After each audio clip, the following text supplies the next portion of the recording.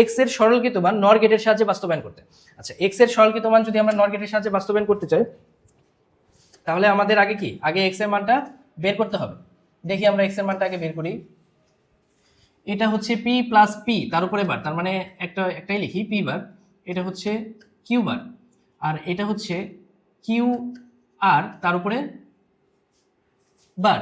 দেন আমরা finally x এর মান কি পাচ্ছি, এক্স এর মান পাচ্ছি হচ্ছে পি বার প্লাস হচ্ছে কিউ বার প্লাস হচ্ছে কিউ আর বার তার উপরে হোল বার। তাহলে এটা দিয়ে যদি আমরা হচ্ছে এই সমীকরণটাকে যদি আমরা সলভ করতে চাই তাহলে দেখো কি হয়, x equal to p bar plus হচ্ছে কিউ বার প্লাস হচ্ছে কিউ আর বার তার উপরে হোল বার।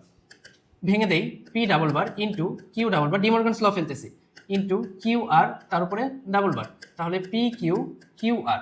আমরা জানি কি এটা কি ফেললাম, ডিমর্গানস ল ফেললাম, A plus B plus C তার উপরে বার থাকলে হয় কি A bar dot B bar dot হচ্ছে সি বার, এটুকু এ এটুকু বি এটুকু সি। তাহলে পি বার ছিল এ, তাহলে পি বার লিখছি তার উপরে কি একটা বার, কিউ বার লিখছি তার উপরে বার, কিউ আর বার লিখছি তার উপরে বার। দেন আমরা এই যে এটা করতে পারি, এ ইন্টু এ সমান কি এ, তাহলে কিউ আছে কয়টা, দুইটা, তাহলে পি কিউ আর এটাই আমাদের কি এক্স এর সরলকৃত মান। এখন এইটাকে এক্স এর সরলকৃত মানকে নর গেটের সাহায্যে বাস্তবায়ন করতে বলছে, এটাকে যদি আমরা নর গেটের সাহায্যে বাস্তবায়ন করতে চাই তাহলে পি কিউ আর তার উপরে দুইটা হোল বার নিলে পরের লাইনে কি হয়ে যায়, P bar plus Q bar plus হচ্ছে আর বার তার উপরে হোল বার।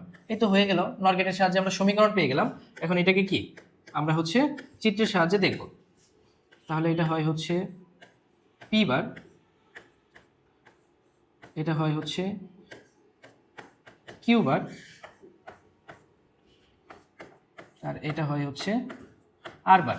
দেন প্রত্যেকটা কি যোগ আকারে আছে, তার মানে আমাদের P bar plus Q bar plus হচ্ছে আর বার তার উপরে হোল বার।